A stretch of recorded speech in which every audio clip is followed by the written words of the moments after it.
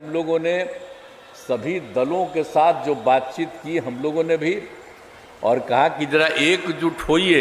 अब ये तो हो ही गया, आप तेजी से हो, लेकिन अभी तो काम ज्यादा नहीं हो रहा। अभी 5 जगह विधानसभा का चुनाव है, तो ये कांग्रेस पार्टी तो उसी में ज्यादा इंटरेस्टेड है। एक दिन में 1,20,000 अभ्यर्थियों को नियुक्ति पत्र देने का काम करेगा।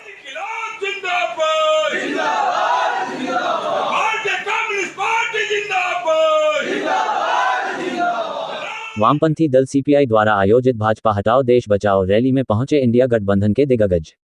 बिहार के मुख्यमंत्री नीतीश कुमार, उप मुख्यमंत्री तेजस्वी यादव, सीपीआई के महासचिव डी राजा समेत अन्य दलों के नेताओं ने भाग लिया। कार्यक्रम को संबोधित करते हुए मुख्यमंत्री नीतीश कुमार के कांग्रेस को खड़ी खोटी सुनाया। उन्होंने कांग्रेस के बारे में कहा कि कांग्रेस पार्टी पूरी तरह से विधानसभा चुनाव को लेकर व्यस्त है, महागठबंधन के कार्य पर बिल्कुल ध्यान नहीं दे रहे हैं, जिसके कारण महागठबंधन का काम प्रभावित हो रहा है। आगे उन्होंने कहा कि 5 राज्यों में विधानसभा चुनाव हैं, वे उनकी तैयारी कर रहे हैं, करें, लेकिन साथ ही साथ लोकसभा चुनावों का भी ध्यान रखना होगा। अगर ऐसा नहीं करते हैं तो पूरे इंडिया गठबंधन को इसका खामियाजा भुगतना पड़ेगा। अब हम लोग आगे की बातें चुनाव के बाद ही बैठकर तय करेंगे। 26 अक्टूबर को कांग्रेस के ऑफिस सदाकत आश्रम में श्री कृष्ण सिंह की जयंती मनाई गई थी, जिसमें राजद सुप्रीमो लालू यादव कार्यक्रम में शामिल हुए थे। इस कार्यक्रम में नीतीश को भी निमंत्रण था, लेकिन वो नहीं गए थे।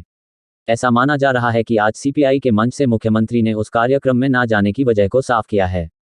गुरुवार को मिल स्कूल में हो रही इस रैली में मुख्यमंत्री ने आगे कहा कि सीपीआई के साथ हमारा पुराना रिश्ता है।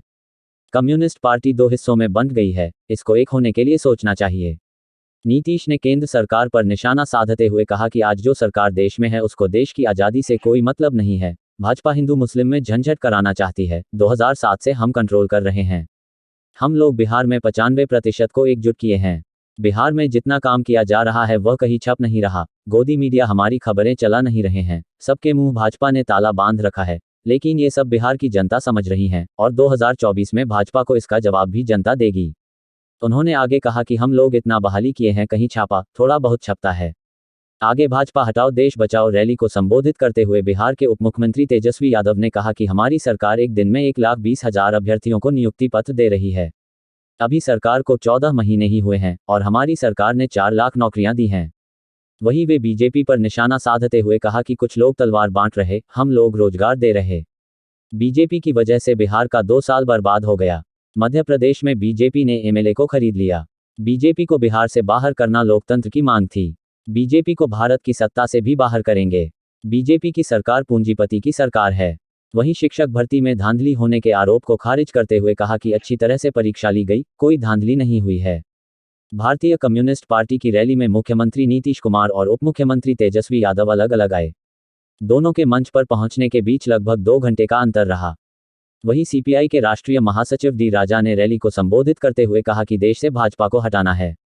देश में महंगाई लगातार बढ़ रही है, जनता के हाथ में पैसा नहीं है, युवाओं को रोजगार नहीं मिल रही है। लाल झंडा हमारा भविष्य है। इंडिया गठबंधन में हम एकजुट होकर रहेंगे और भाजपा को हटाएंगे। आज़ादी की लड़ाई हमारी लड़ाई है।